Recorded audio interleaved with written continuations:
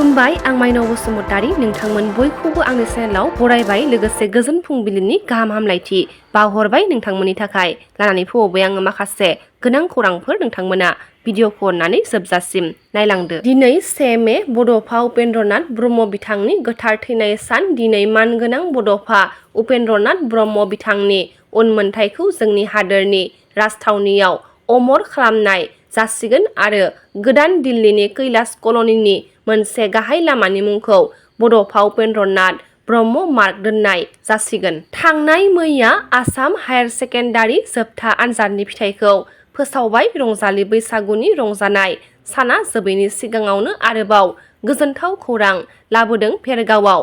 भेरगावनि खावसुमाखा गामिनि साथाम जावजा हिन्जावसाया थांनाय मैया फोसावजानाय हायार सेकेन्डारिनि जोबथा आनजादाव सेथि मासि लाना मोजाङै उथ्रिसारनो हानानै गोजोननाय लाबोदों। ओनसोलाव साथामबो रुंसारि सुभाष बसुमतारीनि फिसाजो होनना मिथिनो मोन्दों। नखराव बिदा सासे आरो बिमाल' दङ होनना मिथिनो मोननाय जादों। मख'नो गोनांदि बाक्सा जिल्लानि पायनिर एकाडेमि ब्रह्म फरायसालिनि नबजित बसुमतारी मुंनि सासे फरायसाया थांनाय मैया फोसावनाय आसाम हायार सेकेन्डारि आनजादाव एम.आइल बड' आयदायाव 99 नाम्बार लानानै आसामनि मादावनो गोजौसिन मासियाव जायगा आवग्रिनो हादों होनना खौरां मोननाय जादों। लफाय सानसालिनि दख'ना जोमग्रा बायग्रा सुबुंफोरनि थाखाय मोनसे मोजां खौरां। बे मोजां खौरांखौ नोंथांमोननि सिगाङाव लानानै फैदों लफाय सानसालिनि बिगोमा मिथाली बसुमतारीया। लफाय सानसालिनि दख'ना जोमग्रा बायग्रा सुबुंफोरनि सुबिदाखौ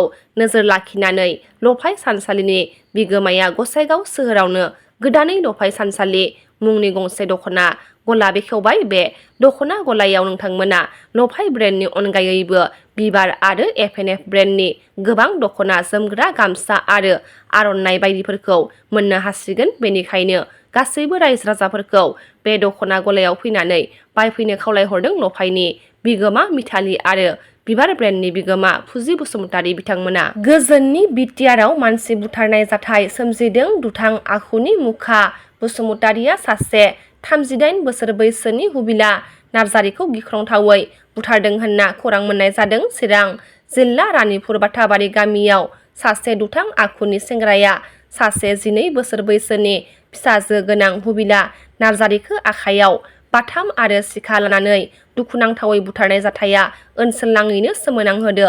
मख'नो गोनांदि गामिनि थागिबि एबा न' साखाथिनि सुबुंफोरा फोरमायनाय बायदिब्ला बिथाङा बुथारजाग्रा हुबिला नार्जारीखौ बासायनो नाजाब्लाबो बासायनो हायाखैसै होनना फोरमायथिदों। मानोना बुथारग्रा मुखा बसुमतारीया आखाइयाव सिखा आरो बाथाम लानायनि थाखायनो बासायनो नाजाब्लाबो हुबिला नार्जारीखौ बासायनो हायाखैसै होनना फोरमायदों दैथुन बसुमतारीया खौरां बिजोंनि गेजेरजों। थांनाय साननि मोनाबिलियाव चिरां जिल्लानि सिङाव थानाय रानिपुर बाथाबारि गामियाव मुक्ता बसुमतारी मुंनि सासे दुथां आखुनि सेंग्राया हुबिला नार्जारी मुंनि सासे आइजोखौ खास्रि बिस्रियै आखाइयाव बाथाम आरो सिखा लाना बुथारनाय जाथायखौ लानानै चिरां जिल्ला एबसु आरो जिथि दुवार दखरा एबसुनि हानजाया जाथायसालियाव दावबायना सुलाद लाहैदों। मख'नो गोनांदि गामिनि थागिबि एबा न' साखाथिनि दैथुन बसुमतारीया फोरमायनाय बायदिब्ला बिथाङा बुथारजाग्रा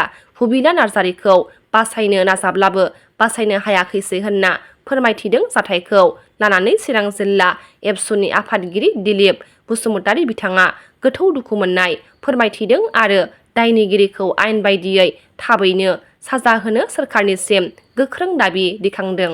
थांनाय मैया फोसावजानाय हाई सेकेन्डारि आनजादाव बेंटल सेनियर सेकेन्डारिनिफ्राय मोजां जौखोन्दो लाना उथ्रिसारनो हानायखौ लानानै बेंटल जुनियर फरायसालिनि सामलाय आफादा आनजादनि फिथाइ फोसावनायखौ बरायहरदों आरो उथ्रिसार जानो हानाय साफ्रोमबो फरायसा फरायसुलिफोरनो गाहाम हामलायथि बावहरदों। मख'नो गोनांदि फोरोंगिरि आरो फरायसाफोरनि गोख्रों नाजानायनि गेजेरजों दिनै जोंनि बे फरायसालिनि आनजादनि फिथाइया सिगांनि बोसोरनिफ्राय बे बोसोराव साबसिन जादों होनना सामलाय आफादनिफ्राय खौरां बिजोंनि गेजेरजों फोरमायहरदों। बाक्सा जिल्लानि मसलपुर सोलोंथाइ खोन्दोनि सिङाव थानाय हिमालय गेजेर फरायसालिनि फरायसाफोरनो मैथाबारि गामिनि रायजोफोरा साइकेल राननानै होदों। मैथाबारि गामिनि सिङाव थानाय आमलाइगुरि खोदोमगुरि फावरागुरि दक्षिण मैथाबारि सिसुगिरि सुबानि रायजो राजाफोरा गोरिब नखरनि फरायसाफोरखौ सोलोंथाइ बिथिङाव थुलुंगाखांहोनायनि थांखिजों गावबा गाव रांजों हिमालय गेजेर फरायसालिनि फरायसाफोरनो साइकेल बायनानै राननानै होनायखौ नुनो मोननाय जादों। मख'नो गोनांदि 1994 इं मायथाइयावनो गायसनजादोंमोन हिमालय गेजेर फरायसालिया, नाथाय दिनैसिम सोरखारि जायाखै। बेनिखायनो मैथाबारि गामिनि रायजो राजाफोरा फरायसाफोरखौ सोलोंथाइ बिथिङाव थुलुंगाखांहोनाय थांखिजों बे हाबाफारिखौ लादों। फरायसालिनि गाहाय फोरोंगिरि राजेन देउरिया मैथाबारि गामिनि रायजो राजाफोरखौ साबायखर बावहरदों आरो थाबैनो बे फरायसालिखौ सोरखारि खालामनानै होनो खावलायहरदों सोरखारनिसिम। नि रादाबा एसेनोसै। गाबोन फिन गोदान रादाब लानानै लोगो मोनगोन।